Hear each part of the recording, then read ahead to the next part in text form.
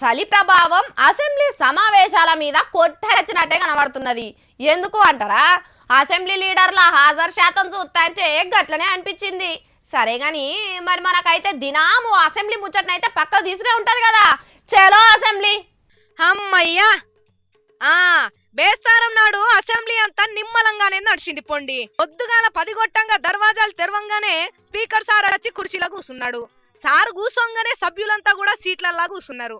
ఇక ప్రశ్నోత్తరాలు షురూ చేసి మున్సిపల్ మంత్రి కేటీఆర్ సార్ ను నీళ్ల ముచ్చట మీద మాట్లాడమన్నాడు. A study was taken up during 2009-10 to identify the old, damaged, defective and leak prone pipelines such as RCC. ఇక కేటీఆర్ సారు సర్కారు నీళ్లు ఏడుకెళ్ళి తెస్తున్నది, ఎంత తెస్తున్నది అన్ని చెప్పిన వల్లే అక్బరుద్దీన్ సార్ లేచి పైప్ లైన్లు లీక్ అయిపోయి ఏం తక్కువ 60,000 కుటుంబాలకు సరిపడ నీళ్ళన్ని మట్టి పాలవుతున్నాయి, దానికేం చేస్తుండ్రు అని అడిగిండు. Water board is losing 9 million gallons of water daily. If I am wrong, I may be corrected, sir. Sir, as per my knowledge, if we are losing 9 million gallons, that means we can cater to 60,000 households, sir. ఇక Akbar sir కూసోంగానే పూగుర్తు Laxman sir కూడా గదే అన్నాడు. పట్నంలో నీళ్ల కోసం చాన్నే ఉన్నదన్నాడు.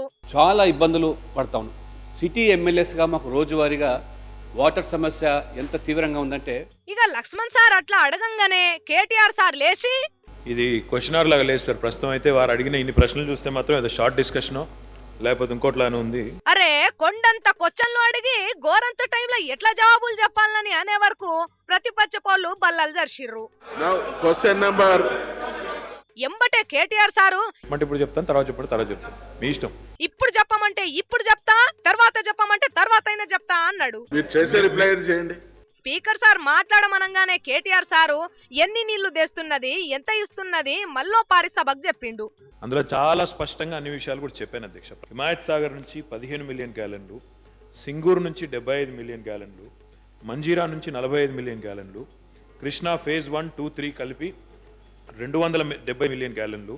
ఇక నడిమిట్ల ఏమైందో ఏమో తెలియదు గాని స్పీకర్ సార్ జర్షేపు పక్కకు పోయిండు. అప్పటిదాకా సభ లోపట ఉన్న సీనియర్ సభ్యుడు షాద్ నగర్ ఎమ్మెల్యే ఐలయ్య యాదవ్ సార్ వచ్చి స్పీకర్ కుర్చీలో కూర్చున్నాడు. కుర్చీలో కూర్చున్నంత సేపన్న లేడు. స్పీకర్ సార్ మళ్ళా రానే వచ్చిండు. ఇక లోపట కాంగ్రెస్ వంశీ సార్ లేచి, మీకు శుభాకాంక్షలు తెలపాలను. అయ్యో మీకు శుభాకాంక్షలు చెప్దామనుకున్నా, అప్పుడే లేచిర్రా అని అనగానే అందరు జర్షేపు నవ్విర్రు. ఇక డీకే అరుణ మేడము, గొంగిడి సునీత మేడము ఇట్లా చాలా మంది కాలేజీలు బల్లు ముచ్చట తీసిర్రు. చదువుల మంత్రి కడియం సార్ లేచి జవాబు చెప్పిండు. ఇప్పటి వరకు ఎస్సీ, ఎస్టీ, మైనారిటీ, బీసీలకు సంబంధించి 487 గురుకుల పాఠశాలలను మంజూరు చేయడం జరిగింది.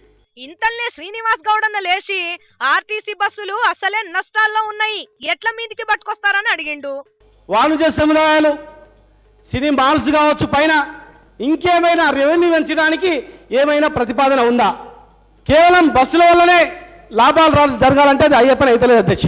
దానికి బస్సుల మంత్రి మహేందర్ రెడ్డి అన్న లేచి ఆర్బీసీ పయ్యాలను ప్రగతి రథం ఎక్కించేందుకు కృషి చేస్తున్నామన్నాడు. దీన్ని కూడా పరిష్కారం చేస్తాం. అదేవిధంగా మినీ బస్సుల గురించి కూడా అడిగినారు.